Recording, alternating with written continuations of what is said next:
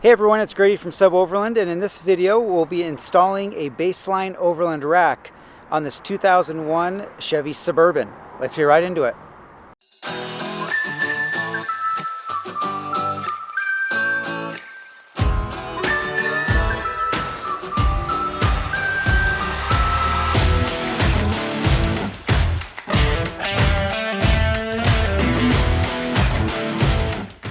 Like I said, this is a 2001 Chevy Suburban.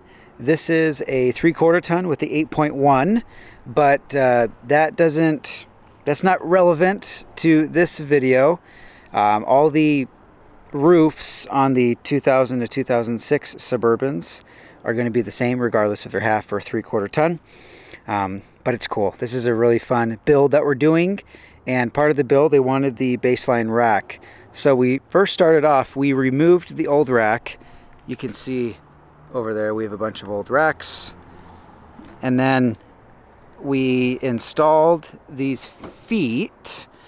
So these feet, after you remove the original rack is just held on by these T25 bolts. So they're bolted down in there. And then you use the same hardware with these washers that are supplied. And so you use the same bolt and you install these feet. Now these feet, the configuration, you have a longer one up front here. And then in the middle, you have these kind of smaller ones. 1, 2. And then in the back section,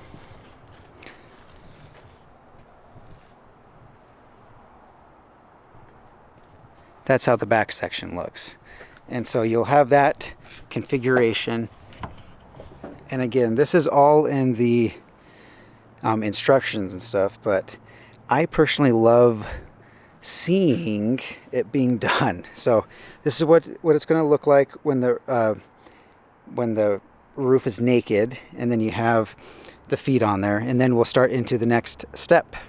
Next step is to find your side rails. So you see both of these. It'll be in 2 pieces, and in the middle you will connect them. You see that? So that's 8 bolts, nuts, and washers, and you connect them with this piece. And so after that being assembled, you'll have 2 side pieces, and then we can put those up. And what we like to have when we're installing these, just a couple guns, Milwaukee or any other brand, it doesn't matter at all. These, and then these Allens are an H4. Tons of these Allens all over the place, lots of Allens. And then the back end, you'll have a 11 millimeter on the nut. So H4 and 11 millimeter. So we're grabbing one side here. We have a blanket on top so we don't scratch up the roof. Just going to set it up there for now, and we'll start installing it. There's going to be 6 bolts and 6 nuts per side in washers, and you see that hole right there, and then 2 holes right there. So we're going to be installing it with those, and it's going to be this type of bolt here with the Allen head again, washer, and nut. And so again, we put this blanket up here.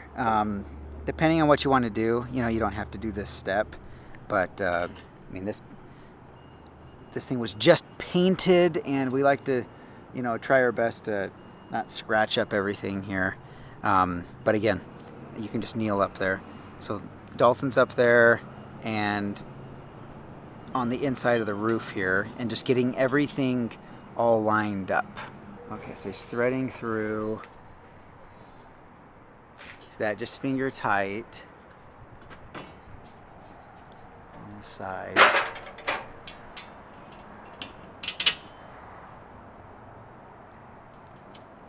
And once that's all done, we'll go to the other side. Again, 6 nuts and bolts. So I was just talking to Dalton talking with Dalton here. And with the feet, he likes to leave them just kind of loose on there so he can adjust, you know, back and forth. And so he's having to loosen these up because we've been driving it anyway.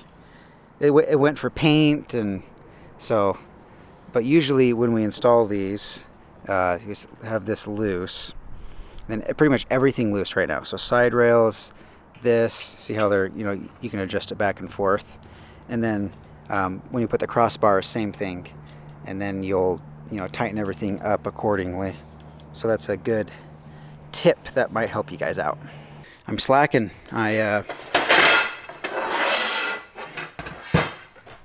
Dalton needs some more parts. So now I'm grabbing the bars. And now with the crossbar install, there's no, you know, real way to mess this up. That's not directional or anything like that. And then, so you just do one side at a time. And it's just screwing them in to the end of these bars and then go to the other side. Pretty simple. So the first one is installed on the back here, and now there's going to be 10 more. So there's a total of 11 crossbars that are supplied when you buy this kit for the 2000 to 2006, and it might be the same amount for the other ones. But so Dalton's going the very rear one, and then he's going to the middle. Then I'm thinking he's going to go to the front, okay? And then we'll work, you know, back here, and then there's a fairing to put on the front, and that's going to be our next step. So, yep, we got all these bars in the middle to install. Again, hand, you know, just finger tight, and then tighten everything up at the end. So I was just talking with Dalton here. Now he's tightened up 1, 2, 3, 4 crossbars. So the very front, 2 in the middle, and then this very back one. These are tight. When I say tight, he's tightened up these bolts. And now, and the reason he does that is so he doesn't cover up. Now he's going to come through. We can either do the front valance or you can tighten up these guys.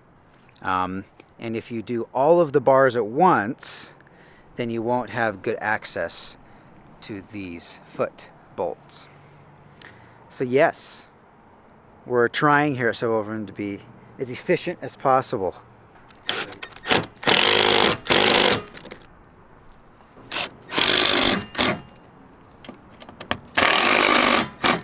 So another step that we do is, so all the bars are in, but once you get those, you know, you can tighten down those bars. Then the next step, like to lift up on this rack. So you tighten down the feet, right? Tighten down the feet, tighten down the bars, and then you lift up on the rack, and then you tighten the rack nuts. So like this one has 2 right there. Now the reasoning behind lifting it up, you know, lifting up the sidebars is because if you don't, this gap, it's going to be almost resting on the vehicle, which is a no-no. You don't want that rattle. And then for the front valance too, you want to lift it up. So that's why you lift that and then you tighten it up. And now we're putting on the rubber piping that's supplied. Now yours is going to come in a pre-cut piece. Ours, we buy a bunch of these, and so it's just this big long piece that we have to, you know, cut ourselves. But yeah, so you put this underneath first, like what Dalton's doing here. This is the front valance crossbar that we have here, and inside there's these little inserts. So you do a total of 6 of them. So 2, 4, 6, and then you have a bolt that will go into that insert. So now Dalton's placed the valance on top of that, and he's finding, you know, you have to kind of find where it is, and then you can tighten that all down. So now here's the front valance. So it has that same crossbar as you used before, up a little bit more. Oh, sorry. Yep. Okay, so we can just, again, finger tight these guys. All right, and now we got those two finger tights, and then you just lift it up to where it's hitting the bar, and then tighten these up. Same thing on the other side. And right now, Dalton's installing, there's like this little pad that goes on the side, so it doesn't rattle. I'll show you a better view here. So hope you saw that there. But, so it's just a little extra foot that goes right there, and you want to have it pressed down into the roof of the car, and so you get less, it's not moving around as much up there. And then we just have one more bar to install, and we're done. Hopefully that video helped out with the installation process of a baseline Overland rack. They're all pretty similar, and so this video, you could use this for different year ranges, but I have done a 92 to 99, and then this is a 2000 to 2006. So they offer a ton of different racks, ton of different products and stuff. So check out their website, baselineoverland.com. And if you haven't subscribed to our channel yet, please do. We'd love to have you here. And we'll catch you on the next video.